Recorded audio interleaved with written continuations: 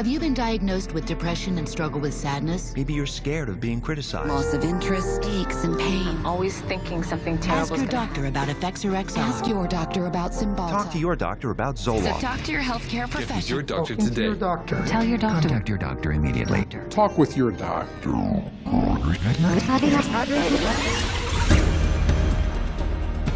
Il y a plus de 40 ans, des psychiatres de renom se sont réunis à Porto Rico pour planifier le futur. We see a developing potential for nearly a total control of human emotional status, mental functioning, and will to act. Leur plan? Créer d'ici l'an 2000 une gamme de psychotropes contrôlant chaque aspect du comportement humain.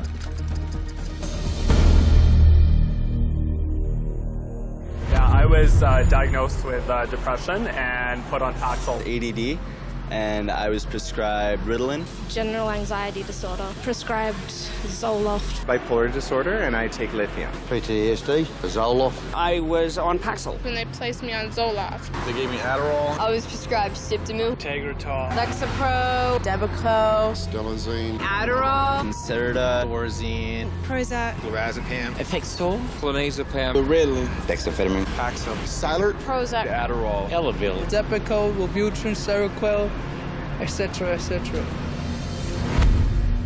100 millions de personnes dans le monde prennent des psychotropes. Comment en est-on arrivé là?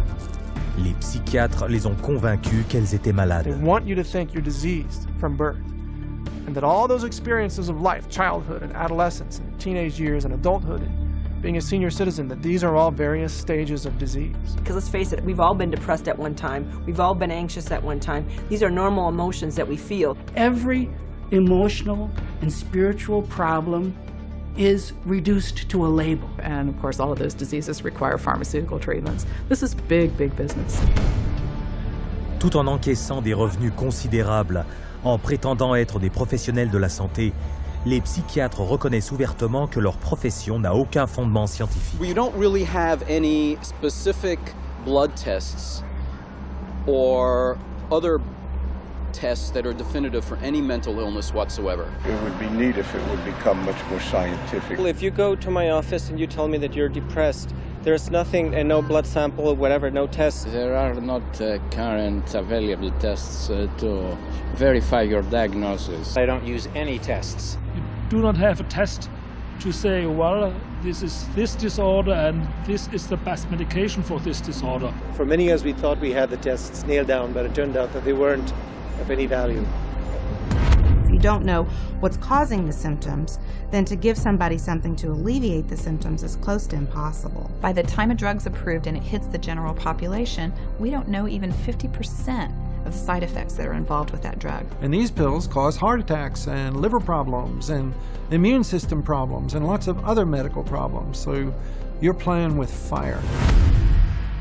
Chaque jour, on estime que les psychotropes causent des incidents graves. Et si les psychiatres et les firmes pharmaceutiques sont conscients du danger que ces psychotropes représentent, leurs patients, qui ne se doutent de rien, en subissent quant à eux les effets dévastateurs. Everything became worse. Each mood swing was worse. He would have chronic headaches, chronic, nausea, not feeling good. She was very agitated, very, very jumpy. She was having horrible hallucinations. Her personality was disintegrating. Once he started on that drug, the cloud just stayed over him and stayed over him and stayed over him. It got darker and darker. He thought there wasn't anything worth living to kill himself. That was not Matthew. That was the drugs. At least I would like to have said, I love you. I didn't get a chance to do that. Non seulement les psychotropes mettent en danger chaque jour des millions d'individus, mais ils tuent chaque mois près de 3000 personnes. Mais les pertes humaines n'auraient jamais été aussi élevées si les psychiatres n'avaient pas travaillé main dans la main avec les firmes pharmaceutiques pour promouvoir leurs médicaments auprès de médecins dans le monde entier. Aujourd'hui, 70% des psychotropes sont prescrits par des médecins généralistes. Comment en est-on arrivé là? Une question de marketing. It's about creating a good story that uses science, that convinces a physician to think about writing a prescription. This is not science. This is incredibly effective marketing. It has nothing to do with science. They use what I call statistical contortionism. Basically just skew the numbers, make everything look fantastic, you hide the bad numbers. They're learning every trick in the book. They're evolving into efficient marketing machines, and it's working. There's definitely an unholy alliance between psychiatry and pharmaceutical sales. That's a marriage made in heaven. They're like conjoined twins. They're joined at the wallet. Avec 374 maladies mentales dans le manuel diagnostique de la psychiatrie, et plus à venir, les affaires sont en pleine expansion. Les firmes pharmaceutiques ont élargi leur registre de psychotropes de 44 en 1966 à 174 aujourd'hui. Combinés, les 5 psychotropes qui se vendent le plus rapportent plus que le produit national brut de plus de la moitié des pays sur Terre pris individuellement. En tout, la psychiatrie engrange $1 tiers de billions de dollars par an. Comment en est-on arrivé là? C'est une histoire de tromperie qui peut être difficile à croire, mais qu'il est fatal d'ignorer.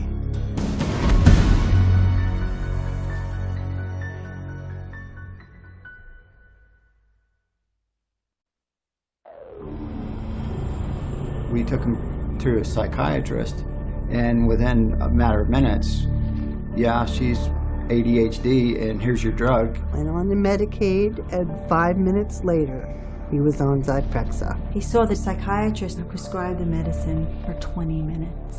The guy didn't even look at her. He talked to her a little bit. Now, how can you tell if somebody's ADHD or not ADHD from just a few minutes talking to her? Next thing I know, I'm getting handed a handful of Xanax. That's how easy it is to get these drugs. Just so easy. It's just passed to me like candy. That simple.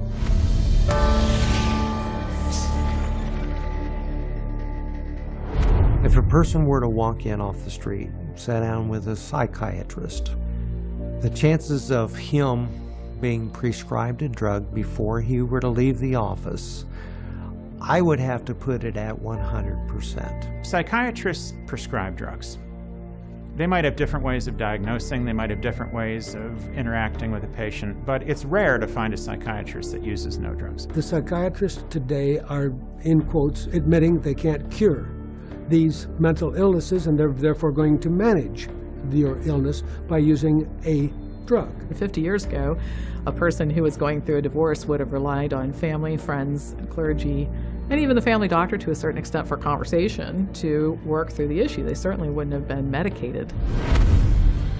C'était avant l'ère des psychotropes. Les psychiatres, qui avaient le statut le plus bas au sein de la profession médicale, travaillaient presque exclusivement dans des hôpitaux psychiatriques. Sans traitement, ils avaient peu de chances d'être respectés comme véritables médecins par le public et le milieu médical. Psychiatrists had for years been on the fringe of medicine. Typically, the standard doctor internist would have very low regard for psychiatrists because it was understood not to be a very clear science or art. Psychiatrists wanted to be viewed as physicians, as doctors, and in order to be viewed as physicians and doctors, the people they dealt with had to be viewed as patients. And if doctors dealt with diseases, then their patients had to be diseased. Psychiatrists had a wonderful opportunity, they felt, to become respected in the eyes of their peers.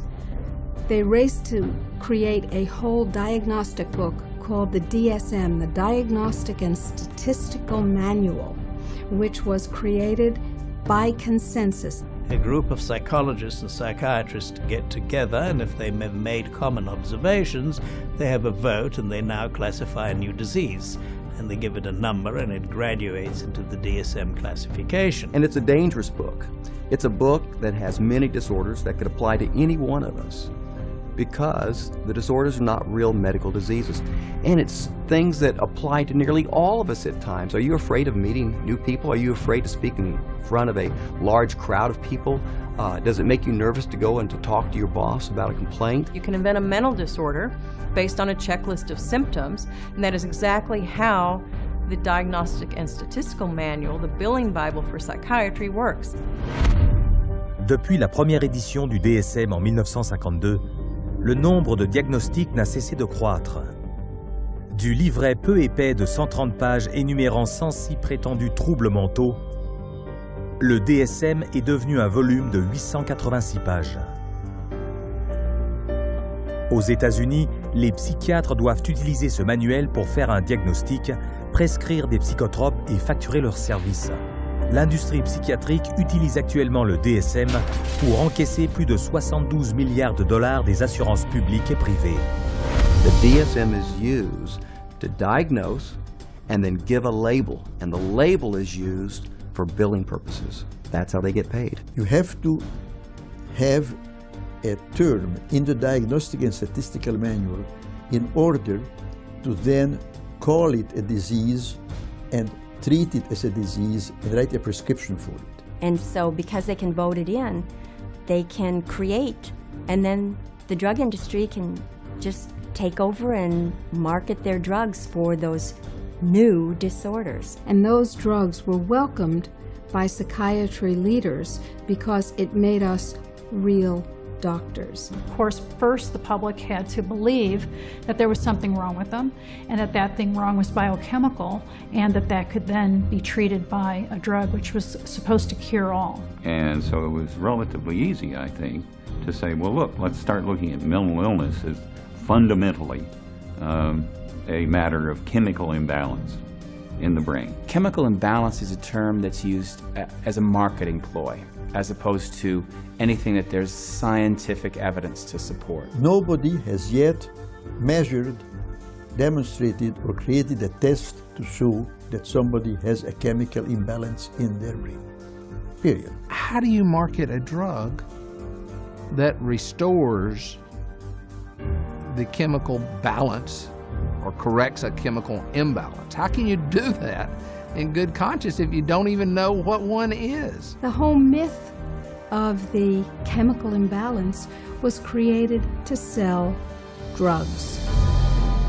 Et si les psychiatres et les firmes pharmaceutiques ont utilisé ce mythe pour gagner des milliards en procurant des quantités considérables de psychotropes aux consommateurs qui ne se doutaient de rien, ce sont ces derniers qui en subissent les conséquences. On estime que la moitié des Américains qui se suicident sont sous psychotropes. Chaque année, on estime que les psychotropes tuent plus de 2,5 fois plus de gens que les homicides. Et à qui a-t-on confié la tâche de protéger le public contre les dangers de ces psychotropes dangereux? Aux États-Unis, à l'Agence de contrôle pharmaceutique et alimentaire, la FDA, dont le comité consultatif est surtout constitué de psychiatres qui font la navette entre l'industrie pharmaceutique, le milieu universitaire, leurs cabinets privés et la fonction publique, ce que l'on appelle le tourniquet. The revolving door at FDA is one of the primary reasons why the system that we have works so poorly. That revolving door is a direct result of the fact that a group of people with the same mindset are put into positions of being regulators and in the position of being formulators and sellers and marketers. The panels that are formed by the FDA to evaluate these drugs, the psychiatrists who are on those panels, almost all of them have conflicts of interest where they have directly or indirectly received funding from the very industry and the very parties within the industry whose drugs they are evaluating. So there's this tight little relationship between psychiatry, pharmaceutical industry, and FDA, where they each mutually support each other, and yet the mental health of the population does not improve. Prenons par exemple le comité d'évaluation des psychotropes de la FDA qui a approuvé l'antidépresseur Paxil. Chaque psychiatre membre de ce comité a des liens financiers avec l'industrie pharmaceutique. Et ces conflits d'intérêts sont devenus si courants qu'ils ont fini par susciter une investigation de la part du Congrès. When I check these advisory committees who make recommendations to the FDA, and they're always approved after the advisory committee, I found that there were conflicts of interest. I found that many of the people on the advisory committees had never filed a proper report on stocks and bonds that they owned that might be viewed as a conflict of interest, and they're by law supposed to do that. Et ce réseau de conflits d'intérêts financiers entre la psychiatrie, l'industrie pharmaceutique et la FDA s'est encore renforcé en 1992 avec le vote de la loi sur la taxe pour les utilisateurs de psychotropes, encore appelée la PDUFA. Grâce à cette loi, la FDA peut recevoir une redevance de 100 000 $ par psychotrope pour accélérer son approbation et le mettre dans les mains des psychiatres et médecins plus rapidement que jamais. Congress told the FDA, your job is no longer to make sure drugs are squeaky clean safe before they get out on the market. Your job now is to hurry up and get new drugs on the market faster. It acted to set the priorities of the FDA so that if there was a fee paid for a particular drug approval, it could be put on the fast track and rushed to market with less than the usual scrutiny that the FDA would give it. Et ce système d'approbation a été établi au détriment de la sûreté des psychotropes. Depuis que la PDUFA a été approuvée, le temps passé pour évaluer un psychotrope est passé de 2 ans en 1992 à seulement 6 mois 4 ans plus tard, alors que le nombre de nouveaux psychotropes doublait. Une approbation rapide, bien que désastreuse pour la sûreté publique, permet aux psychiatres et à l'industrie pharmaceutique de faire des profits énormes, car plus vite un psychotrope est approuvé, plus vite il rapportera. Et les profits sont importants. Chaque jour, un psychotrope rapporte en moyenne plus de 7,7 millions de $. Le Zyprexa, par exemple, rapporte 12 millions de $ chaque jour. Et même si la FDA facture $1 million pour chaque nouveau psychotrope, cette procédure d'approbation accélérée est plus utilisée que jamais. If you look at the relationship between the FDA, the pharmaceutical industry, and the psychiatrists, there's some kind of game that they're playing there. And what is the game? Well, you could say it's money, definitely money. And when you follow the money, you realize that there is no money in health. There's big money in disease. That's why all you hear about is managing disease or treating disease. You don't really talk about curing disease. And so psychiatrists have become mainstream doctors in America, and that is because of the pharmaceutical industry. They can thank the pharmaceutical industry because they become mainstream and because they have a lot more money than they used to. And the drug industry can thank them because now they have thousands of soldiers in their army distributing these drugs to everybody.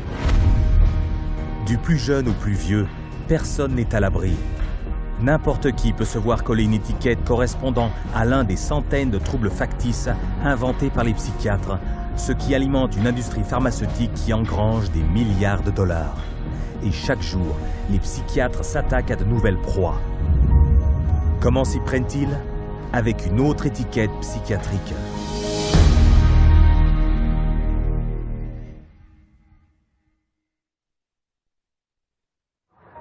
How many people do you know who have been diagnosed with a mental disorder? One. With a mental disorder? 2. I'm sure a couple. I know a few. About 3 or 4 personally. Probably 4. Half a dozen? I'll say about 9. At least a dozen. I'll bet I could count 15. 20 that I personally know. My oldest son is diagnosed. My mother was diagnosed. Kid from my childhood. My friend and ex-boyfriend. Just my grandfather and cousins. A friend of mine, friends. A sister, my neighbors. 2 friends. A girlfriend. A niece, 1 friend. My mother. All my friends, everybody I know.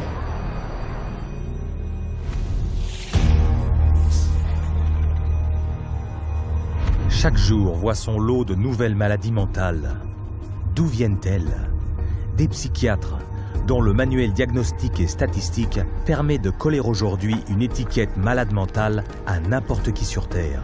Psychiatrists, I believe, they look at every human being and they divide humans into 2 classes, clients and potential clients. We see this no more prevalent in any field than in the field of the mental disorders, where one disease after another is invented and then popularized and the public is made to worry about it. It's a disease mongering. It's the selling of sickness. You know, sometimes it's a drug in search of a market, and it's giving public awareness to minor conditions with the ultimate goal is to sell more medications. It's not caring for people. When you run out of symptoms, you don't have any more clientele to market to.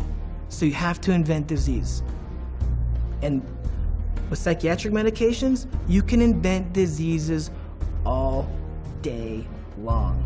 Look at human variation. Everyday things like shyness, sadness, or even situational depressions like grieving, postpartum depression, they all become studied and prescriptions start to get written for these drugs. Before these drugs were introduced in the market, people who had these conditions would not have been given any drug at all.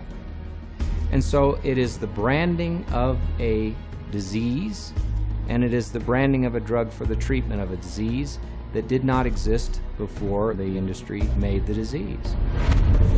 Exemple, la timidité, quelque chose de courant dans la vie, a été rebaptisé par les psychiatres trouble de l'anxiété sociale dans le manuel Diagnostic et Statistique.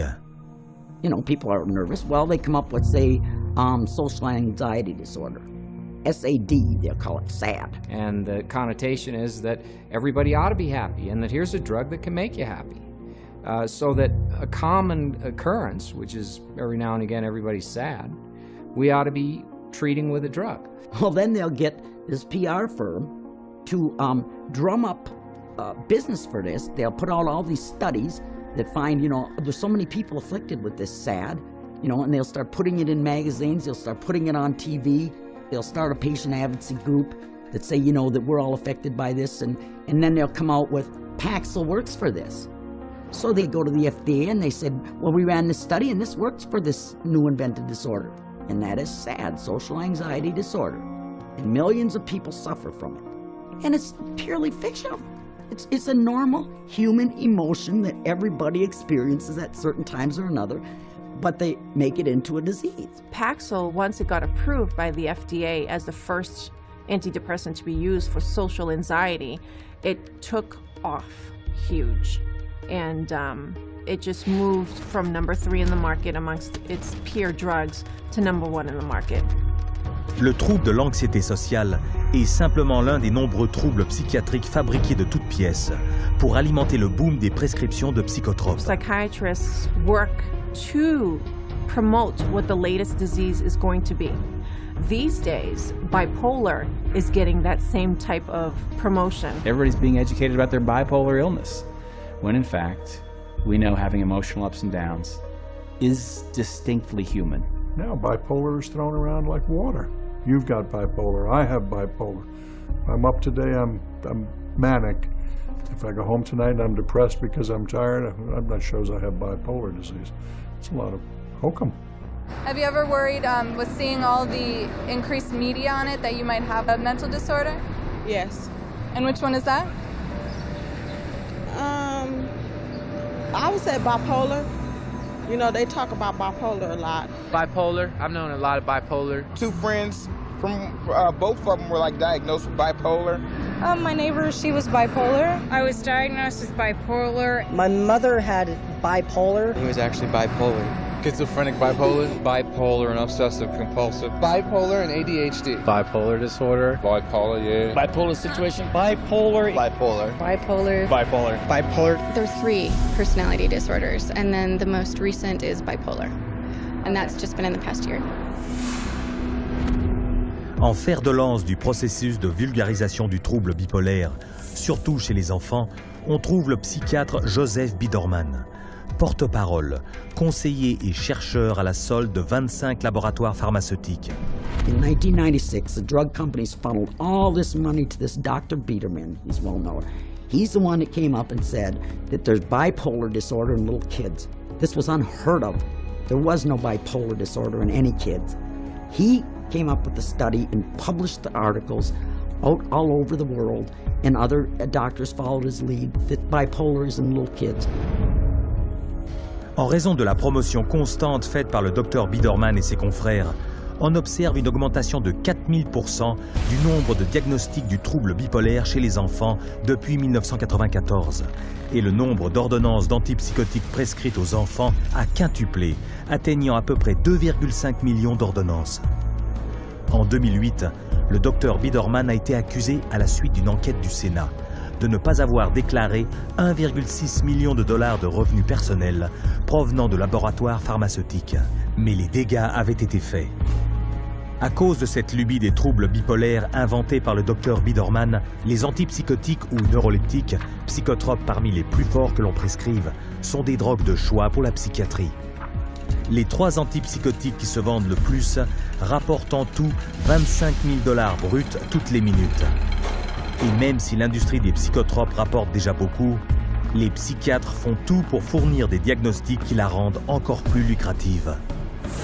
Let's say this is the pie right here of a certain class of medications, and this is a pretty profitable pie, and everybody wants a piece of that pie. But what would happen if we made that pie even bigger? And how you make the pie even bigger is by expanding the uses for those drugs. They've already got a drug that's approved on the shelf.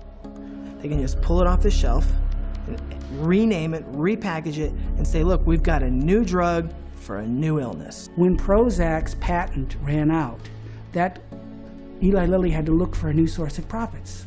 So all they did was change the name of the drug from Prozac to Serafem, changed the color of the pill from green to pink, and marketed it for PMDD, which is newly introduced into this book. What it tells us is that if you can come up with a label, a diagnostic label for a drug, then you can sell it like hotcakes. It's a business model, and it's a billion-dollar business model, and it works, and it's going to keep continuing. Aujourd'hui, n'importe qui peut, sans le savoir, prendre un psychotrope rebaptisé, reconditionné et prescrit dans un but non psychiatrique. Le Zyban, prescrit comme traitement pour les fumeurs, est en fait l'antidépresseur Wellbutrin. Le Cymbalta, une drogue psychiatrique prescrite pour soigner la dépression et l'anxiété, est maintenant vendu sous le nom de Yentrev pour venir à bout de l'incontinence urinaire. Les chercheurs psychiatriques testent des psychotropes pour des conditions aussi variées que l'obésité, l'alcoolisme, la passion du jeu, les bouffées de chaleur, l'herpès, la nausée, les démangeaisons, les tremblements et la tendance à s'arracher les cheveux. Il existe une pilule pour chaque maladie et on ne dit à pratiquement personne à quel point ces psychotropes sont dangereux. As a chemist, I'm making these drugs. They're proving deadly in our labs, and they're proving deadly in other labs. Dangerous, ineffective, causing the exact same thing they're supposed to treat. How are they selling them? For anyone who's given a label of a psychotic illness, drugs seem to be the automatic choice of treatment as night follows day. That's all psychiatry does. It's dominated by psychopharmacologists who do nothing but manage symptoms by dispensing pills. That's it. And they don't work. But the fact that they don't work works to the advantage of the drug companies and the psychiatrists, which means that you're not cured, which means that you're a patient for life, you're a customer, you're a client for life. And the worse your health gets, the more drugs you need. It's a great deal for them. We should all be up in arms about the way we're being treated by psychiatry today. This is a very dangerous industry that has gone so far overboard in inventing fictitious diseases and drugging our children and our population that I consider it to be engaged in crimes against humanity. Avec plus de 80 milliards de dollars rapportés par an par les psychotropes, il est impossible d'échapper à la vague de maladies psychiatriques qui submerge la société d'aujourd'hui. Mais derrière le marketing des psychotropes se cache un secret que les patients des psychiatres seraient choqués d'apprendre. Comment a-t-on testé ces médicaments et quels en sont les dangers?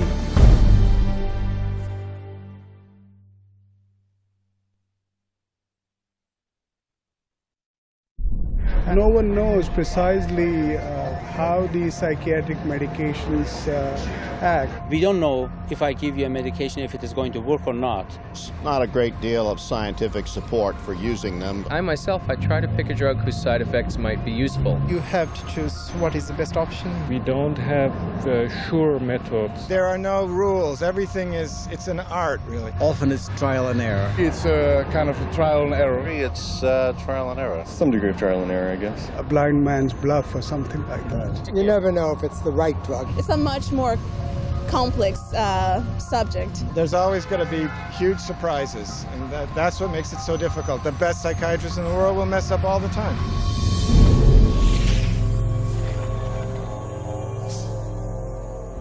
The American public is being treated as a mass medical experiment. We are all being treated like guinea pigs by the pharmaceutical companies, the psychiatric industry, and the FDA. They are basically testing drugs on large parts of the population without really knowing what the results are going to be. It's a very dire situation that we're facing. We're talking about people's health and in many situations, people's lives. These are very serious issues. Comme toutes les substances chimiques dangereuses, les psychotropes sont contrôlés étroitement par les autorités dans le monde entier. Et pour qu'un nouveau psychotrope soit mis sur le marché, il doit être soumis à un test destiné à protéger le public. When a pharmaceutical company develops a new drug that they want to send to the market, what they do is they have to run it through clinical trials. They have to be able to provide to the FDA safety data to say this is a safe and effective drug. In clinical trials, psychiatrists are engaged to do the research. And we could bank on the fact that these psychiatrists are tied to the pharmaceutical companies. And a psychiatrist puts their name on there, they're seen as an expert. Talking mental drugs, who writes them? It's psychiatrists. So that's how it works. It's a terrible system. The desperate thing about it is that it's all dressed up in the name of science. It's not science at all, it's pure marketing.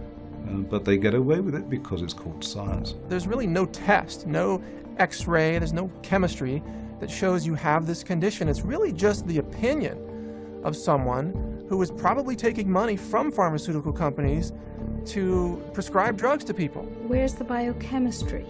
Where's the research? Where's the substantiation? And the answer is it vaporizes like mist in the morning.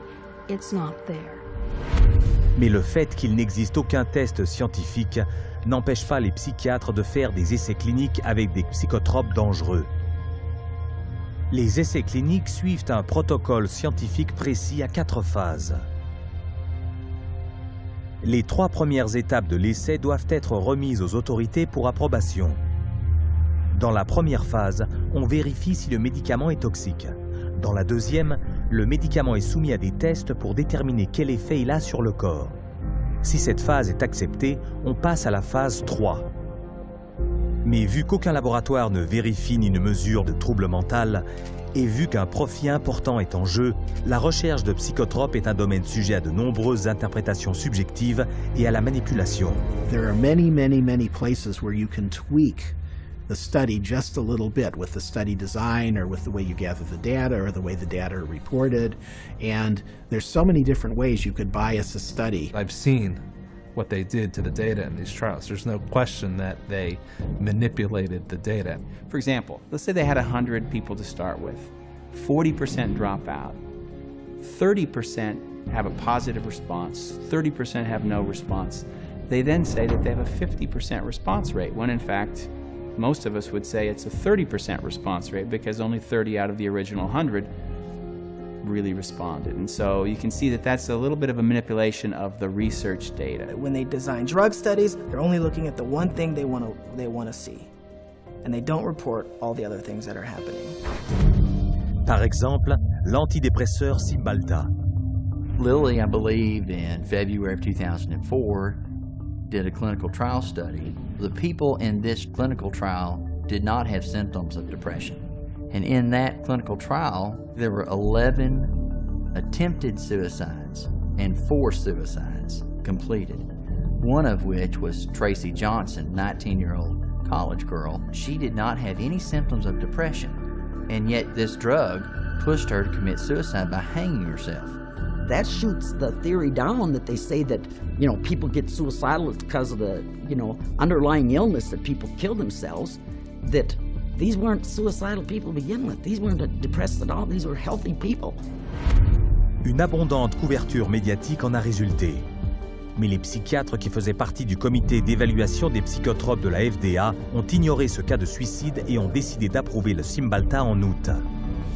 One of the reasons why we have underestimated the potential of some psychiatric antidepressant drugs to actually trigger a suicidal kind of behavior in people is because the people who designed the research study didn't include in the research questionnaire this suicidal behavior.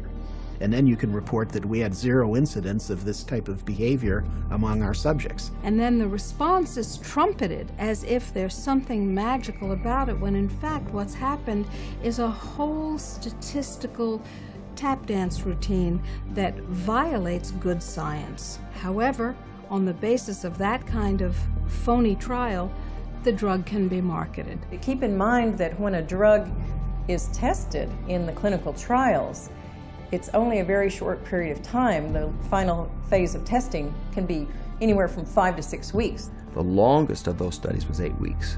The shortest was 4 weeks. So these are not long-term studies. I think most physicians and most people taking the drugs assume they're long-term, 1 year, 2 years, 3 year studies. They're not. They're very, very short studies. I find it pretty outrageous that we can base a multi-billion-dollar industry on a few 6 or 8 week clinical trials where antidepressant medications beat a sugar pill by a few percentage points. C'est sur la base de ces recherches tendancieuses que des psychotropes aux effets secondaires potentiellement mortels sont régulièrement approuvés sans restriction par la FDA. Comment cela est-il possible? Les psychotropes rapportent beaucoup d'argent et les comités d'approbation au sein de la FDA sont contrôlés par des individus qui retirent un profit de ces approbations. The FDA panels that evaluate these drugs are largely psychiatrists. All of a sudden you discover there are 20 different pharmaceutical companies paying them, either grants or honorary or some other way. They're getting paid by the pharmaceutical industry. If you have a psychiatrist who works at the FDA, he could also be being paid by industry. He might sit on industry panels or discussions or get paid to be a speaker. What I found in working with physicians at the FDA was that they could have dual positions. They could sit on an industry board. They could be influenced by industry. If you've got 10 FDA scientists or 10 committee members, it's just a matter of 6 saying yes, the drug is safe, 4 saying no. And in almost every single case, those 6 saying that the drug is safe and effective always have pharmaceutical ties. They're getting paid, they're getting funded somehow or another. Have you been diagnosed with depression and struggle with sadness, trouble sleeping, anxiety, or low energy? Ask your doctor about Effexor XR. Une fois la phase 3 approuvée, comme on pouvait s'y attendre, une campagne de marketing acharnée commence. Mais si les psychiatres ont déjà commencé à promouvoir et à prescrire ces médicaments dans le monde entier, il reste néanmoins une phase de plus, la phase 4. What phase 4 clinical trials are is when they've actually gotten the drug approved and then they get it into the general population so that we finally find out what it does when it hits ethnic populations, women, children. Then we see who dies, who has seizures, who has deformed children, who has epilepsy, who has diseases downstream, whose heart stops. The public is the clinical trial. That's where we find out the problems with these drugs. This is an experimental stage, and it's so much so that one consumer protection group has advised patients that they refuse a prescription for any drug that hasn't already been on the market for 7 years. So if you're taking a drug that's only been out for a year or 2 or 3, you are a guinea pig. Mais l'expérimentation ne s'arrête pas là. Utilisant le manuel diagnostique et statistique des troubles mentaux et ces troubles inventés pour faire d'autres tests, les psychiatres vont accroître leurs profits en ciblant les personnes les plus inoffensives.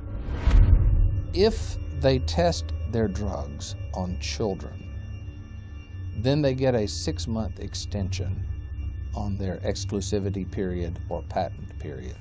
Ce centre psychiatrique de recherche sur les psychotropes situé au Texas utilise des annonces pour inciter des enfants à se porter volontaires. Une fois qu'ils sont dans le centre, les artifices les plus élémentaires sont utilisés pour les attirer davantage. This is where they're going to be playing. We have Game Boys, we have Xbox, we have 5 TVs. They come in here and they help themselves to crackers, cookies, free candy, free crackers. Everything is paid for. You don't pay for anything. Mais ces privilèges ne sont que des pièges pour persuader ces enfants d'avaler des psychotropes puissants connus pour provoquer le suicide et la violence chez des enfants de leur âge. These are drugs that would cost maybe several $100s a month in a pharmacy. They actually are getting them free in research. We love children, and we just love children because they're our future. By conducting those tests on children, they get a financial incentive that's worth over $1 billion. Those are the facts. You make of them what you will. En raison des sommes d'argent mises en jeu, les expérimentations de psychotropes sur les enfants sont malheureusement de plus en plus nombreuses. 323 protocoles de recherche ont été conclus ou sont en cours, dont un test effectué en 2003 sur des adolescentes pour traiter les troubles de dysphorie prémenstruelle. Those drugs which are barely more effective than placebos often have huge side effects which are dangerous and even deadly to people. Families don't know the risk. If they actually were aware of the risk and believed it, no one would take that risk. The psychiatrist would never, she didn't say one word to me about what was going to be the effects of the drugs. No side effects listed, no, well, let's sit down, we have to talk about this. At that point in time, he said, well, this doesn't have that type of reaction on any children, you know, that it's very safe. If he had told me then what I know now about it, I never would have taken it. She said, oh, Beth must have been on Paxil. That's the only way she would kill herself. And I said, well, what is this? How do people know this? I didn't know anybody would know something like that. And we went on the internet, and all of a sudden you find out it's not uncommon. But it's not uncommon for people to become psychotic on these drugs. We're entitled to know the truth before we give a mind-altering drug to our children, our wife, our mother, our father, ourselves. We don't really know what they're doing. That's what scares me. It's all made-up theory. There are no facts about what these drugs really do. And if someone said, well, we don't know what this is going to do to you, good or bad, would you take that medication? Now that is not the practice of medicine. That's the practice of marketing. And this practice of marketing is taking lives. And the poor patient doesn't even know it. Mais dans le domaine des tests et du marketing des psychotropes, l'argent passe avant la sécurité. Les 10 psychotropes les plus souvent prescrits rapportent plus de 26,5 milliards de dollars par an. Plus du double de l'argent fabriqué est mis en circulation chaque année par la Banque centrale des États-Unis. Mais pour pouvoir encaisser autant d'argent, les psychiatres doivent d'abord convaincre le segment de marché le plus important de tous, celui des prescripteurs de médicaments.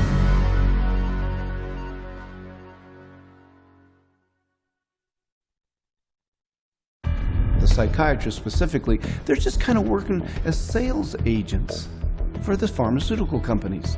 There's nothing like another doctor touting the benefits of your drug to drive market share. They're an extended part of the marketing arm of these companies. Medications play a primary role. We give drugs. Medication is a must. There's a lot of new medications. There are medications available for treating GAD. Medications to use for PTSD. Antipsychotic medications. Atypical antipsychotics. Benzodiazepines. Stimulants. Antidepressant medications. MAOIs. Amphetamines. Anticonvulsant medications. Once the medications have been balanced out, then we move on to a combination of 3 medicines. There's no absolute limit that is set for the number of medications. There are so many choices. Apparently, we're willing to try almost anything.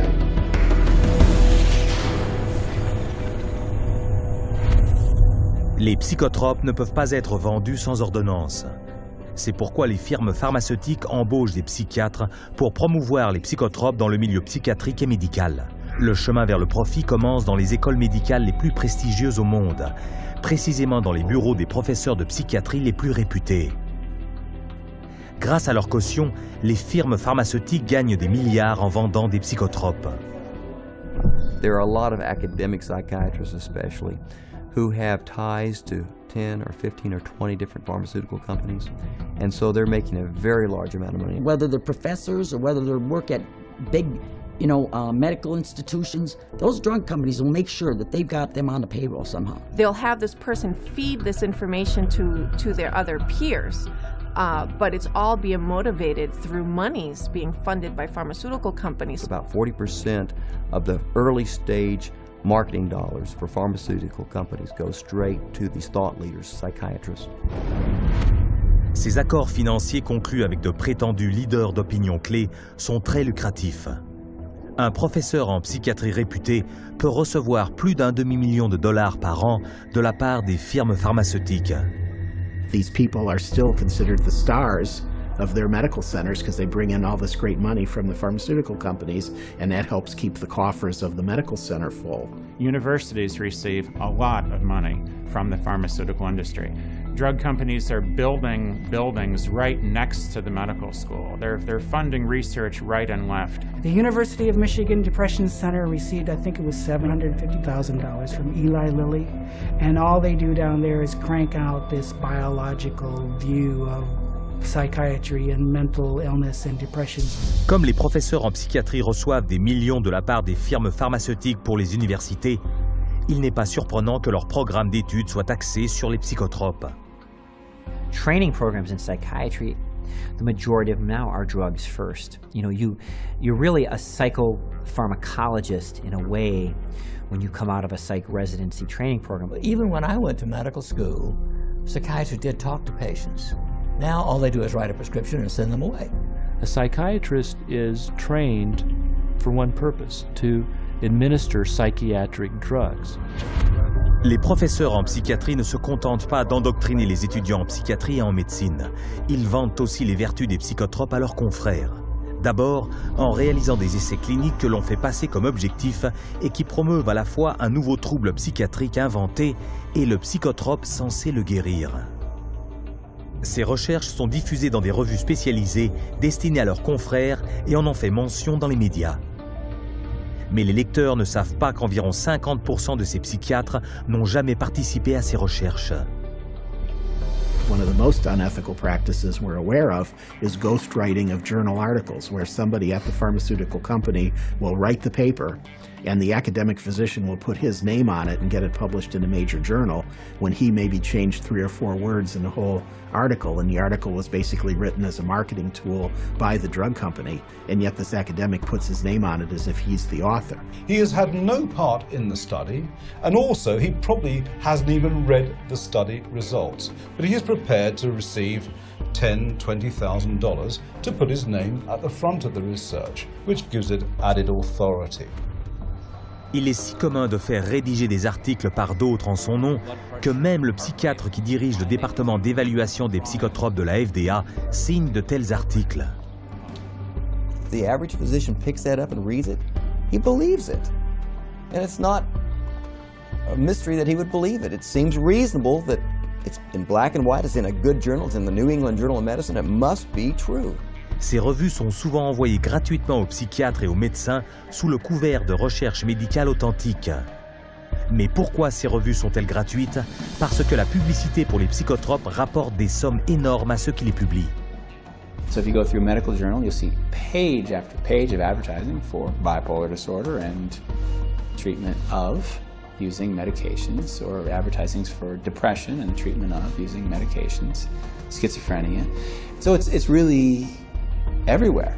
I remember just a couple of years ago, the first time I opened the journal from the American Psychological Association called the APA Monitor, and there was a multi-page ad, high gloss, very expensive, for Concerta, which is time-release Ritalin. I resigned from the American Psychological Association. I wasn't going to be part of this whatsoever. It's very hard when your major source of income is advertising and advertising placement to write an article that's negative about a particular drug and expect that company to continue to buy ads in your medical journal. So that's a major issue. Mais les psychiatres leaders d'opinion ne se contentent pas de remplir les revues médicales d'articles rédigés par d'autres et de les signer. Ils font aussi de la propagande pour les psychotropes durant des conférences de formation médicale continue. Physicians and nurse practitioners and physicians assistants are mandated to take a certain amount of continuing education credits every year. Well, 70% of all continuing medical education is now funded by the pharmaceutical industry. That seminar is going to be taught by a professional who is employed by the pharmaceutical company. The very nature of where someone is giving you your support means you are biased to that person's side. Many physicians and many psychiatrists who attend medical conferences don't know that when they go to that conference meeting that's about antidepressants, antipsychotics, and it's generally an academic psychiatrist who's speaking, they don't realize that person's probably making about $10,000 for that 1-hour speech. Mais vous n'avez pas besoin d'être un professeur en psychiatrie pour avoir une part du gâteau. Les psychiatres qui prescrivent de nombreux psychotropes sont généreusement récompensés par les représentants pharmaceutiques pour les ventes qu'ils génèrent. Psychiatrists, especially high prescribers, are targeted and gifted extensively by the industry. Now that gifting is where you need to get specific. That was not unusual during our marketing conversations to say, well, what's our top drug writer? You know, who's the doctor that's prescribing the most of this drug? Well, you know, let's send them to the Kentucky Derby. We offered trips on some occasions to come out and hear a 2-hour talk, but it happened to be on a nice island in Hawaii. There were a lot of things that we did day in and day out to try to get the doctors to write our drugs, or in my case, to write for the psychiatric drugs. We did a lot of lunches and dinners, and we brought in speakers, and those speakers were obviously paid by us, and we would wave, you know, renowned studies at them from renowned journals. But of course, we would never say that these studies were paid for by our company, and that it was written by a ghostwriter who was paid by our company, or that our company tends to do a ton of advertising within that particular medical journal. We would never say that. Avec plus de 300 millions d'ordonnances de psychotropes, les plus gros prescripteurs sont d'autant plus grassement récompensés lorsqu'ils ouvrent de nouveaux marchés. Les primes qu'ils reçoivent des firmes pharmaceutiques sont jusqu'à 25% supérieures à celles des autres spécialités médicales, soit en moyenne dans un État américain plus de 45 000 $ par an pour un psychiatre renommé. Psychiatrists get more kickback from the pharmaceutical companies than any other branch of medicine. The profession of psychiatry couldn't keep its journals afloat, couldn't keep its conferences afloat, couldn't keep its organizations afloat without money from drug companies. The drug companies really have psychiatry in their pocket. This is a profession whose diagnoses have been heavily influenced by people who are heavily influenced by the pharmaceutical industry, and whose treatments are almost exclusively these days pharmaceuticals. We should be able to count on them. I do not believe that we can. En raison de la publicité constante faite par les psychiatres, les psychotropes sont prescrits non seulement en psychiatrie, mais ils s'infiltrent aussi dans tout le milieu médical. Mais ce battage présente une autre facette, bien plus lucrative pour les psychiatres. Et cela vous concerne, vous, directement.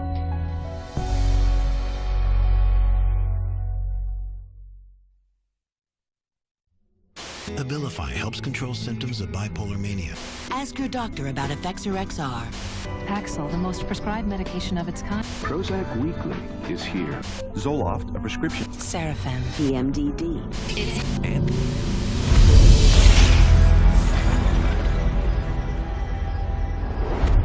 les psychiatres et les firmes pharmaceutiques ne font pas uniquement du battage auprès de ceux qui prescrivent des psychotropes. Ils ciblent aussi directement le consommateur, vous, et s'attendent à ce que vous veniez leur demander une ordonnance.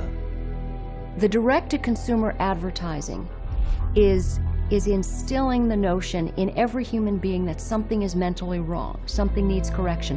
That drives people to see a psychiatrist to help to mitigate this by dispensing the medication, by dispensing a drug that they have had pushed on them on countless television ads, countless magazine ads, and countless print ads that say, hey, there's something wrong with you, go get help for it. C'est à la télévision que l'on constate surtout cette explosion de publicité vers le consommateur. Cela n'a pas toujours été le cas. Jusqu'à récemment, la publicité télévisée pour les psychotropes était très limitée. Mais en 1997, la FDA a été persuadée d'assouplir ses règlements sur la publicité pour les psychotropes dans les médias, en violation directe de l'article 10 d'un traité international signé avec l'ONU. Every 5 minutes there's a new drug ad. And this is not by accident, this is cold, canny, scientific design. Ads are fundamentally of two types. One type of ad is a effort to try to get the patient to take the drug company's drug.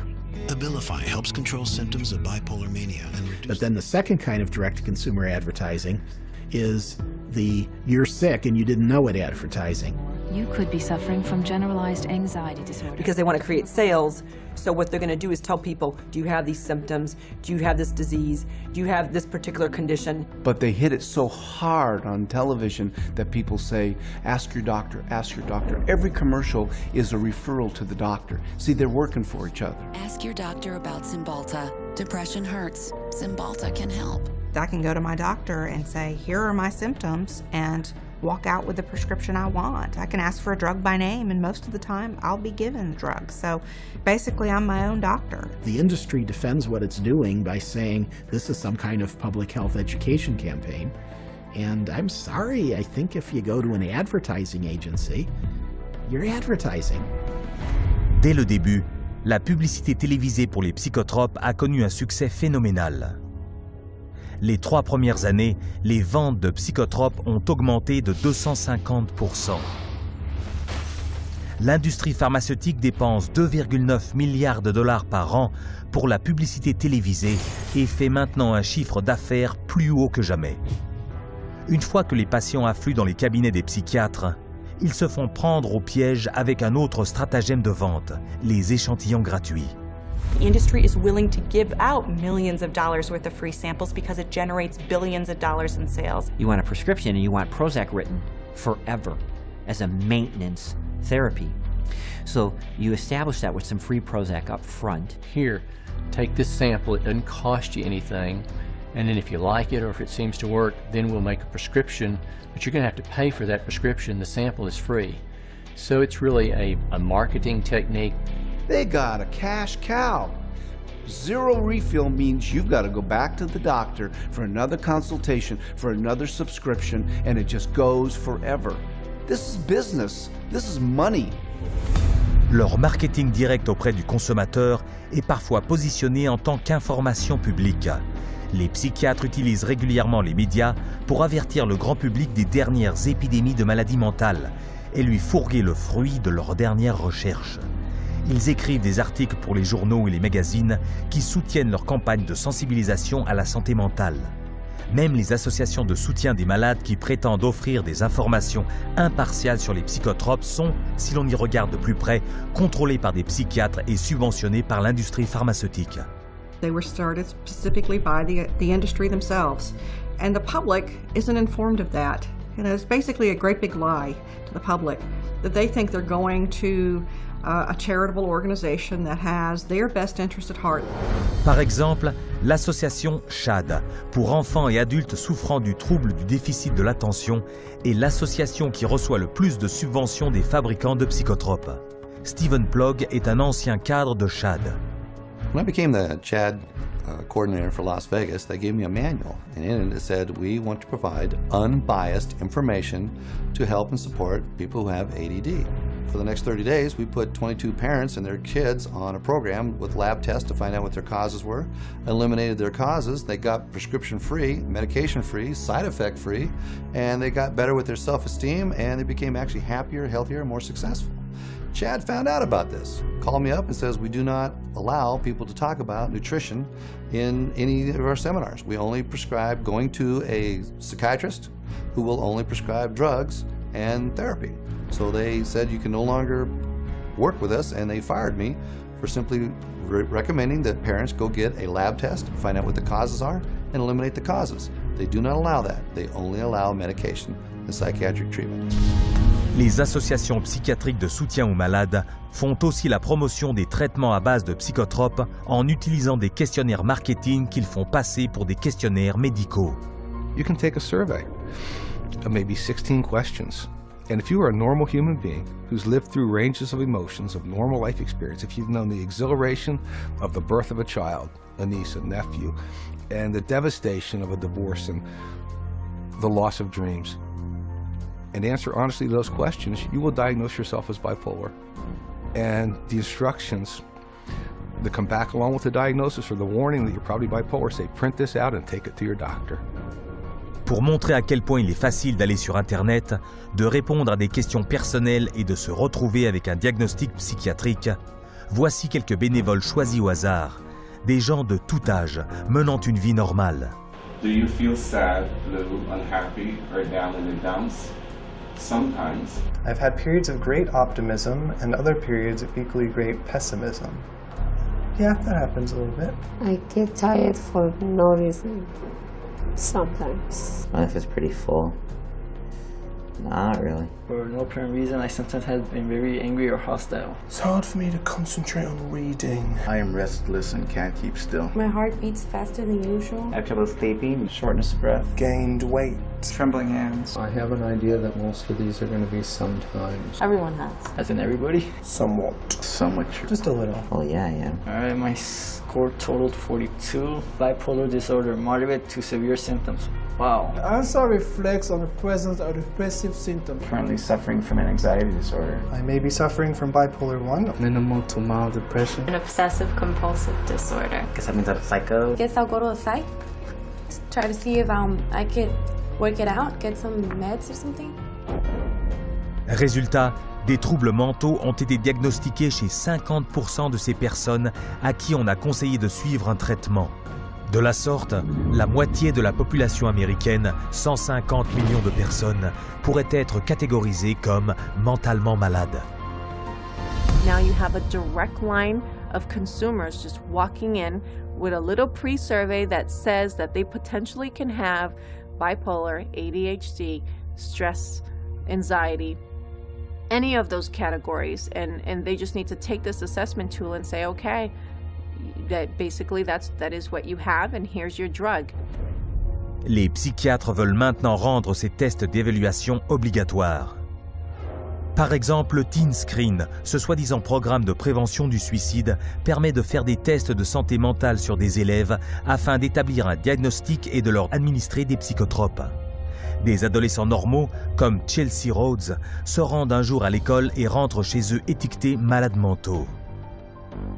The Rhodes family in Indiana, their young girl went to school one day, and all of a sudden they told her they were taking her into her room, and they move her into her room and give her the 10-minute teen screen test. And shortly after taking the test, she's pulled aside in the hallway and she's told she has two problems, basically, two mental problems. One, obsessive compulsive disorder, and social anxiety disorder. Her parents were stunned, dumbfounded. They didn't know the teen screen was going to screen their child. They had not been asked permission. People at school had told her that she was mentally ill with these two conditions based off of a computer test that took her 10 minutes to answer. One of the questions was worded if Chelsea went out a lot. She answered no. We'd ask her why she answered that way. She said, because Mom, you and Dad don't allow us to go out on school nights. I have to be home to do my homework and take care of our household chores. The other question was, do you ever feel nervous or anxious when you're in front of a group of your friends or peers? Chelsea answered yes. She explained to us that because when she has to stand up in front of a group of people and give a book report in one of her classes, she's very nervous. You know, I'm 43 years old and I'm nervous in front of every one of you today, but that doesn't make me mentally ill. I absolutely believe that the survey for Teen Screen was intentionally structured to flag as many children as possible as having a possible mental health problem. Et qui a inventé le Teen Screen et le test qui s'y rattache? Le docteur David Schaffer, un psychiatre largement payé par l'industrie pharmaceutique. Le questionnaire de Schaffer n'a rien de scientifique. Dans une étude qu'il a lui-même conduite, Schaffer a admis que 84% des élèves avaient été faussement classifiés comme suicidaires. Mais il n'a pas admis les conséquences désastreuses que cela a pu avoir. Alia Gleason n'avait que 11 ans quand elle a fait un test de dépistage dans son collège au Texas. It was 7th grade, and they had all the girls go into the cafeteria because they said that a lot of girls have depression, so they was working on some depression screen. Next thing I know, there's those middle schools tell my husband now that CPS is there at the school taking a layer because she's suicidal. I'm like, suicide? I'm not trying to kill myself. I love myself. I've always loved myself. So I don't know if she was eating at the school or they'd already taken her away. When they took her layer, my girls and I, we didn't sleep for about a good 3 days. For the first 3 days, because my house was empty without her. And they was making me sign papers talking about if you don't take these medicines, you can't see your parents. So they was telling me, you know, if you take your medicine, you can see your parents. My daughter was on 22 different types of medication that this one psychiatrist gave her. They drugged me up so bad that they said they had to drag me. And I used to wonder how I got to my room. When I saw for myself what they were giving her and how much and how often, I just thought, they're gonna kill this child. And the parents were helpless. Then after a while, that's when I was just like, I'm not about to take no more medicine until I call my parents. And then that's when they was like, okay, well, we're gonna give it to you anyways. They restrained me and shot me up. I was in 4 points. They laid me out on my stomach with my feet like this and tied me up. One day, they must have put her in about 12 restraints in one day. They said I was restrained about 70 or 80 times. After a couple of months, they was like, you know, your parents don't want to see you. They don't want to talk to you or anything. So I was really hurt. We tried everything. Nobody know. We didn't know what hospital. We didn't even know where they taking her. After 2 weeks, you're supposed to hear, or you're supposed to be able to see your child. They didn't give me that. I didn't see Alea till 6 months later. But I was a good child. I didn't deserve for that. And it messed up a lot of things. To this day, I still wish that I could just go back and be like, man, you know what, I'm not even gonna take the test. I would always tell every parent I see, and they was asking me, don't do the team screening, because it will mess up your family. Les programmes de dépistage des troubles mentaux tels que celui-ci sont à la mode. Dans le cadre du programme de dépistage Teen Screen, des tests de dépistage ont été effectués auprès de centaines de milliers d'écoliers dans 500 écoles de 43 États américains. Has nothing to do with helping kids, has nothing to do with mental health, has nothing to do with medicine. It has everything to do with the pushing of drugs. So it presents itself as being a wonderful, altruistic program, whereas in fact, I believe its cold-blooded and cold-hearted intent is to recruit more children into the very subjective diagnoses of mental illness and to treat those kids with medication. Mais la prise forcée de psychotropes ne se limite pas aux salles de classe. Une nouvelle loi vient d'être votée pour faire passer des tests payants de dépistage des maladies mentales à tous les citoyens, y compris les personnes âgées, les anciens combattants et les femmes enceintes. Psychiatrists benefit from both ends, from the pharmaceutical end for being paid to write the prescription, and then from the patient for being there to receive the prescription. It's an industry that cannot allow the human condition to go unmedicated, and I think this is where the problem begins. If everybody considers themselves to be sick in some way or more than one way, and that the only control, the only hope for their happiness is to be on pills for the rest of their lives, that's the goal. The pharmaceuticals and the psychiatric community are in a cleanup, and that's what it's all about. It has nothing to do with helping our kids or, you know, their mental health. It's all about money. Aujourd'hui, les firmes pharmaceutiques dépensent plus de 5,3 milliards de dollars par an pour le marketing des psychotropes, presque 9 fois plus qu'il y a 10 ans. Résultat, les ventes mondiales de psychotropes ont atteint 80 milliards de dollars. Pendant ce temps, les psychiatres refusent de considérer l'étendue des tragédies qu'ils laissent dans leur sillage.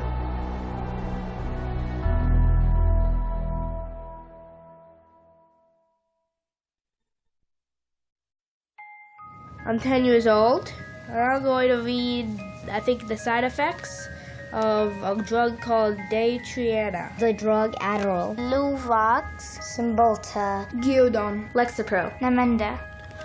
I have a question. Where do I find the side effects? How do I read it if it's so small?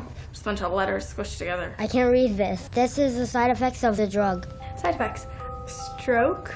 What the heck? Speech disorder. Eye disorders, vision blurred. Dry mouth. Nervous. Tremor. Dizziness, delirium, and coma. Tardive dyskinesia. They experience worsening of their depression. Aggressive reaction. Paranoid reaction. Psychosis. Serious cardiovascular events. Other serious heart problems. Heart failure. What? Suicide. Suicidal thoughts. Suicidal thinking and behavior. Increases the risk of suicide. An increased risk of death. Sudden death. These guys must be kidding. Wow. This is gross. Seeing this on a warning label, does anybody have any clue what they're putting their kids into? This isn't good.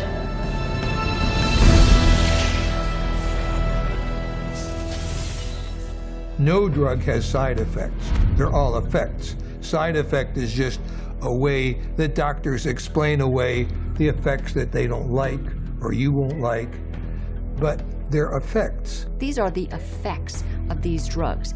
They're not just what might happen to you, they're what happen more often than not. We name them side effects because they're an unintended consequence. The antidepressant drugs not only don't make you happy, they have all kinds of negative effects on the system as a whole. These drugs are absorbed and distributed throughout your entire body, so they have side effects through all of your tissues and organs, including your liver and your kidneys and your nervous system. They destroy the brain, the neural net. They literally kill brain cells and cause all kinds of brain disorders. That's why we have they're not side effects, they're direct effects.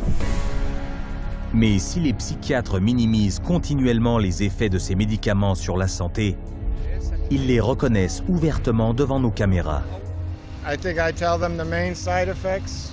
I don't tell them every side effect because there are so many possible side effects. I would say the majority of patients experience some side effects. People get side effects to every medication you try. They all have side effects. All kinds of side effects. Lots of side effects. Physical feelings of sickness. Headaches, insomnia. They can't sleep. They can't eat. Drowsiness. Sedation is very frequent. Restlessness. Appetite stimulation. Neurologic side effects. Tremor or muscle spasms. Stiffness. Weight gain. Obesity. Weight gain and stuff like that. Decreased performance of sexual functioning. Sexual side effects can happen. Sexual dysfunction, etc. I've never had anybody die or anything, but I've had people faint and stuff, and it's really sort of unpredictable. You name it, and it can be a side effect.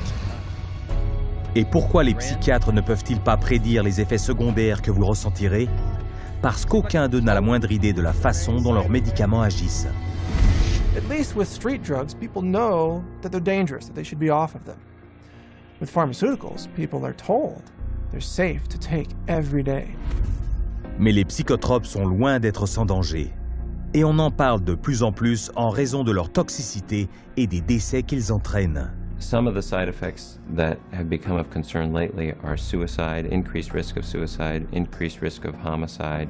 These aren't people that were horribly depressed when they were given a drug. These are people who are given a drug for social anxiety or difficulty sleeping or mild depression and then become suicidal.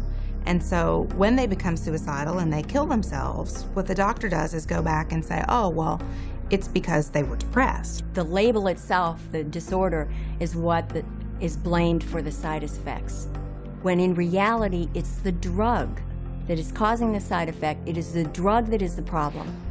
Des médicaments similaires à l'antidépresseur prescrit à Woody Witzak, qu'il prit non pas pour soigner une maladie mentale, mais pour l'aider à dormir. My husband and I, Tim, his nickname Woody, we were married just 2 months shy of 10 years, so we've had a long life together. And Woody was a guy who was healthy. He was a big runner. He's never had a history of depression or any other so-called mental illness. He was given Zoloft for insomnia. I find Woody one night completely sweat through his shirt in fetal position, kept going, Kim, you gotta help me, I don't know what's happening to me. It's like my head's outside my body looking in. Kim, help me, help me. We did breathing, listened to music, prayed, anything to calm him down from this head outside his body feeling. And a week later, he was found dead hanging. A guy who loved life. Les psychiatres prétendent que leurs psychotropes sauvent des vies, mais d'après leurs propres recherches, les psychotropes doublent les risques de suicide. Et l'un d'eux multiplie ce risque pratiquement par 7. As a pharmacist who has been studying the problem for the past 7 years, I do see a glaring connection between the high use of these psychoactive substances and the rise of violence. If people knew that the mechanism was not known of these drugs, that they could cause, if there's a real chance for them to get a homicidal tendency or even suicide, if you take the drug, there's a chance you may want to kill yourself. And I could repeat probably a dozen other examples of significant self-inflicted harm or significant violence to others in patients who had never had that experience in their adult life. Des patients comme Donald Shell, un grand-père venant du Wyoming. Donald Shell was a man in his 60s, a gentleman, a family man, a funny man. He had had periodic episodes of depression, but never any real serious mental health issues, and became depressed, had a down period, went to a general practitioner, and was given Paxil. 2 days later, he shot his wife, his daughter, his 9-month-old granddaughter, and then himself. The first question the jury was asked, very telling question, can Paxil cause some people to commit homicide and or suicide? To which they answered yes. Donald Shell ne prenait du Paxil que depuis quelques jours avant d'avoir cette réaction meurtrière suite à la prise du médicament. Mais on a aussi prouvé qu'un emploi prolongé de psychotropes crée des dommages irréversibles, une situation dramatique dont les psychiatres ne font pas cas. In the long run, the side effects may actually be worse than the original condition. I don't think the average patient has any idea that the long-term use of this drug is now associated with very serious diseases, with diabetes, with kidney failure, with tardive dyskinesia, a movement disorder that's very serious and permanent and irreversible. You can be affected by these drugs in any part of your body, your brain, your heart, your kidneys. That's why people die early very often, because they are prescribed things and the long-term effects are, in some cases, the death of the individual. Pour le profit, les psychiatres prescrivent plusieurs psychotropes, les uns remédiant aux effets des autres, créant ainsi encore plus de dommages. If you have drugs that create side effects, that gives you a ready market for more drugs to cure the side effects. It seems to me that it's a self-propagating system. And what ends up happening is that each one of those new drugs that's added into the scenario brings on another symptom for which there's another drug, for which there's another symptom, for which there's another drug. And it just snowballs into a vicious circle of one drug causing the need for another drug. Sometimes people come and they're on such a cocktail of so many different drugs for so many different things. It's rare now that I see a senior citizen that is on less than 5 or 6 drugs at one time. Some 12, 15. One will lead to the next, and they're all toxic. This is how the game is played. Alors que l'activité lucrative des psychiatres qui consiste à prescrire des psychotropes prend de plus en plus d'expansion au cœur de la société, les enfants sont désormais leur dernière et plus tragique victime. Rebecca Riley, 2.5 years old, they diagnosed her with bipolar disorder and ADHD. They had her on an antipsychotic, they had her on a heart drug, they say, for ADHD, and they had her on an anti-seizure. And then one other one for side effects. 4 drugs at 2.5 years old. She can't even zip up her own pants. She's like a little rag doll. The school nurse, 2 teachers, the principal, the social worker, all said they never seen any behavior in this little 4-year-old girl that would warrant these kind of medications. And all specifically called this doctor and said, please take her off these. She died at a little over 4 years old. This little girl that didn't have a chance, and the psychiatrist just let her. Au lieu d'être jugé et d'encourir une peine de prison, le docteur Kayoko Kifuji, psychiatre de Rebecca Riley, n'a même pas perdu sa licence. Comment se fait-il que les psychiatres s'en tirent à si bon compte? La réponse se trouve dans le concept légal connu sous le nom de normes en matière de soins. The standard of care is based on what do other doctors do? What would a reasonable physician do in this situation? And the reality is that what most physicians do is prescribe medications. As long as they've done their paperwork properly and documented that this child had the symptoms that led them to this conclusion, they appear to be completely protected from any kind of a lawsuit as a result. The standard of care is what allows doctors to seriously injure or even kill a patient with total impunity. So the standard of care now has been implemented to where you can get away with, if you're a medical doctor, psychiatrist, you can get away with murder. Et le nombre de décès continue à augmenter. Les psychotropes tuent environ 42 000 personnes par an. The cost to society is very real and very devastating, but the medicine they're practicing isn't real. It's a hoax. Profit always comes before patient safety, and they take a very short-sighted view. It's all about how can we make money today, not what price are we going to pay tomorrow. The trail of destruction that a psychiatrist leaves in his path is of no concern to that guy. It's all about money. C'est une affaire de gros sous. La psychiatrie représente maintenant une industrie de plus de 300 milliards de dollars et ne guérit personne. Mais si les psychiatres promettent de plus en plus de nouveaux traitements, le nombre de leurs victimes, malades, blessés ou décédés, ne cesse d'augmenter. Et les gens, tout comme vous, se retrouvent sans défense et forcés de se débrouiller tout seuls.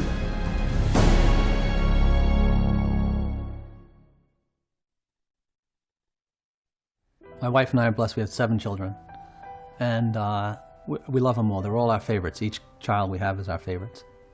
And Beth was extremely special. She was kind, generous. She had like a really sweet and caring personality. She had this beautiful smile, like an inviting. She could make friends with basically any stranger on the street and get a smile or a laugh out of them. Beth was having a hard time sleeping for maybe 4, 5, or 6 weeks. And so we said, Beth, you should go to the doctor and get something to help you sleep. He said, okay, well, I'll try to give you something to lessen your anxiety, and it should help you sleep. Within 5 minutes, a 5-minute visit, he prescribed her Paxil. When I first saw Beth right after she went on the Paxil, she was different. Like, I felt like she was drugged. And by the 2nd or 3rd day, she's like, I don't know, I just don't feel right. You know, I feel strange in my skin. But after about 3 or 4 days, I remember that Beth was, at times, very different, like sullen, keeping to herself. My mom and her were having dinner, and she said she didn't have any real emotion. Like, she kind of felt emotionally numb. She was like a different person. Like, she just seemed like she was under the influence of something. She didn't seem like herself. She seemed like she was tripping out. I talked to her on the phone, and she told me she didn't want to be there. And I was like, why don't you want to be there? She's like, I just don't feel like myself. I just feel like crazy. I just don't feel right. I truly believe that she was hallucinating maybe and going in and out of this psychotic state at this point. It seemed like she was melting down, like emotionally. She was becoming worse every day. I said, are you suicidal? I actually asked her. And she laughed at me. And she said, no, I would never do that. I'm thinking in my mind, I'm just gonna lay down next to her and I'll rub her head and I'll talk to her and we'll try to figure out what we're gonna do because something's not right here. And my son Matthew was right behind me going upstairs. And when I got to the top of the stairs, I saw her hanging in the hallway. Then the police were all over the place and people were coming and going, and about 3 hours, 4 hours after my daughter died, one of my friends came over and said, you know, I was speaking to so-and-so, one of our other friends, and she said, oh, Beth must have been on Paxil. That's the only way she would kill herself. It just wasn't her. Like, there was nothing in her that would have done that. She was the most non-violent, like gentle. It's a violent way to die. It had to be the drug. There was no other answer. If we knew what we knew now, Beth would be here with us today. I know that for a fact. L'histoire tragique de Bess Winter n'est qu'une histoire parmi tant d'autres, une histoire qui se répète chaque fois que des psychotropes sont prescrits. Les psychiatres veulent vous faire croire que leurs psychotropes sont efficaces et sans danger, vu qu'ils sont experts en matière de santé mentale et pas vous. Mais de nombreux cas montrent qu'il peut s'avérer désastreux d'avoir confiance en eux. Psychiatry is pseudoscience. It's false science. It cannot withstand rigorous review if people would just look at the evidence. If they help anyone, it's not worth the risk to the people that are harmed by them. They are betraying every customer they have. They don't know what they're doing, and we need to educate the public to use their feet and walk away.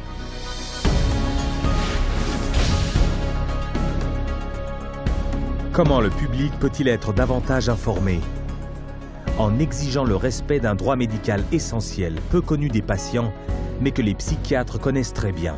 We want to be able to present the patient with alternatives.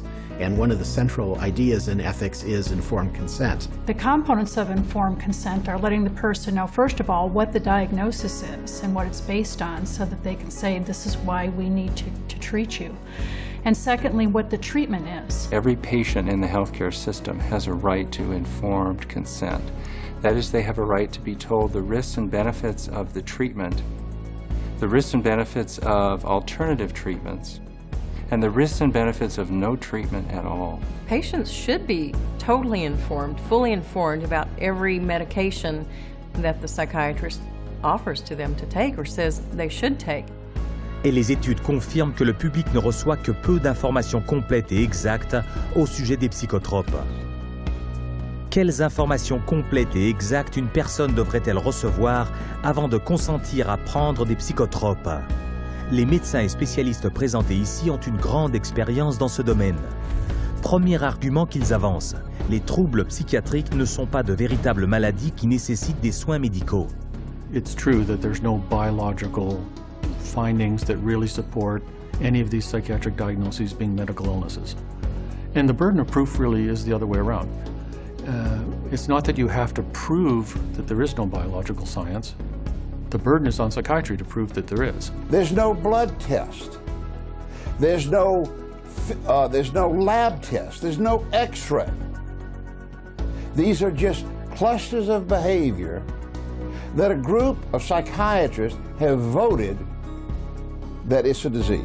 Can you imagine doctors having to have powwows to decide if a heart attack is a real disease or not?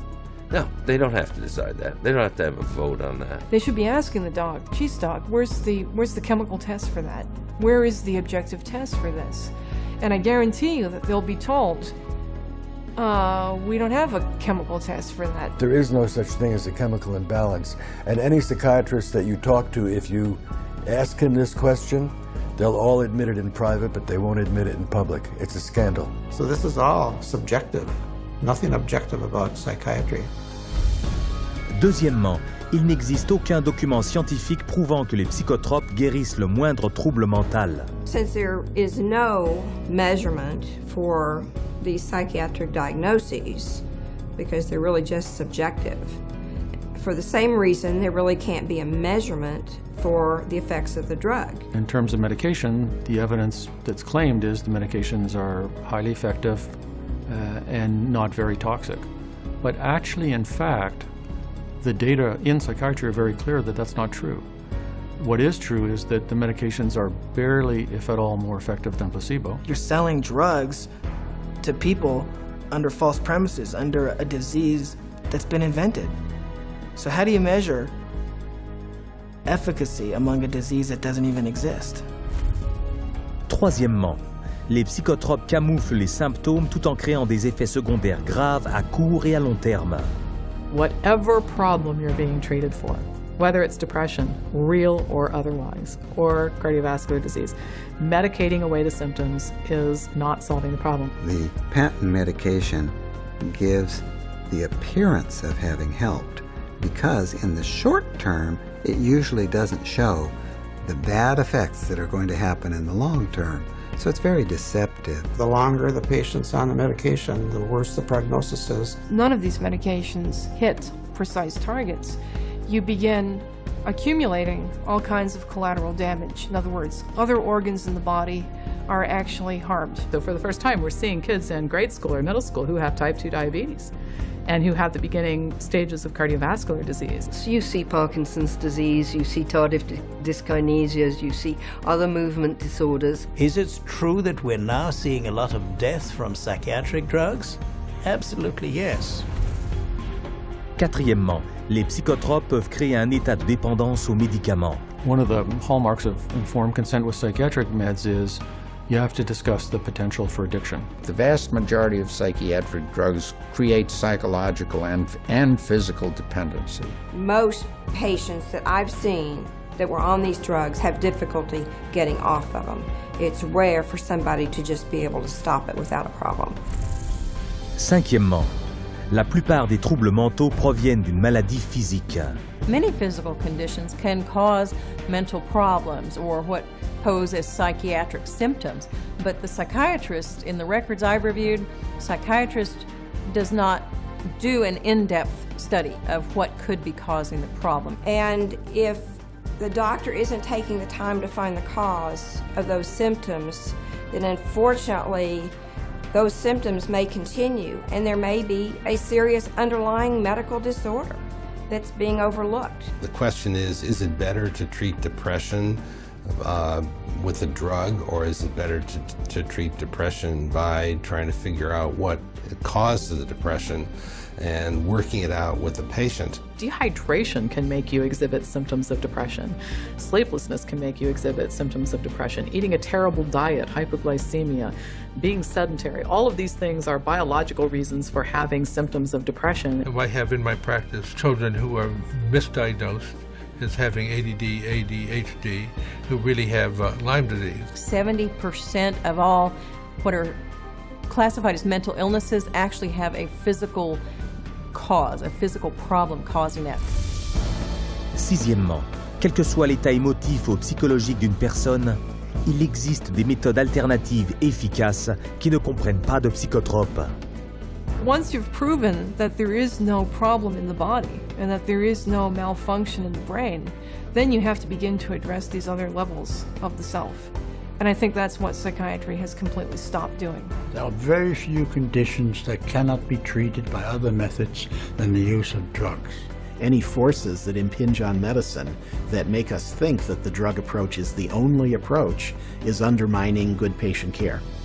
Et comme le patient est rarement informé de l'existence de la plupart des méthodes alternatives non médicamenteuses, il ne consent presque jamais à un traitement en toute connaissance de cause. When you get into informed consent, it's almost a responsibility of the patient to make an inquiry about the hazards of the drug and not rely on what the psychiatrist or physician tells them. We can't go in and abdicate our responsibility as consumers simply because somebody has an MD after their name or someone is a psychiatrist and we think they know more than we do. The best way to protect yourself is to educate yourself, is to ask questions not only of your doctor, but to do your own research. Don't be ignorant, be informed.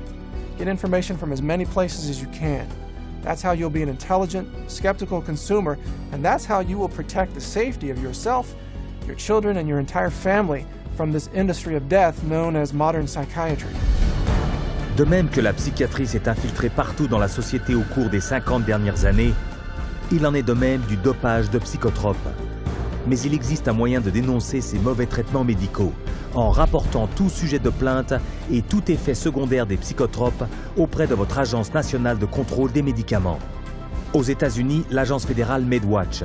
En France, l'AFSAPS. MedWatch is a voluntary reporting system, a passive reporting system where doctors, patients, healthcare providers, pharmacists, anybody really can make a report saying that they think that what they experienced or what their patient experienced was an adverse drug effect. And this is what we call post-marketing surveillance. And this begins to get a look at what the side effects of long-term or chronic use of these drugs really is. The FDA admits that probably only 1% of all the adverse drug effects are actually reported by patients or physicians.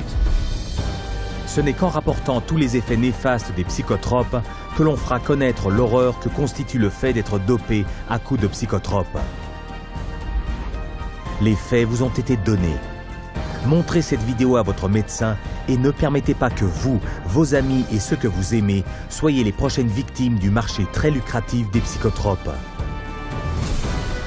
Pour en savoir plus au sujet de la psychiatrie et des prescriptions abusives de psychotropes ou pour rapporter les mauvais traitements des psychiatres, contactez la Commission des citoyens pour les droits de l'homme.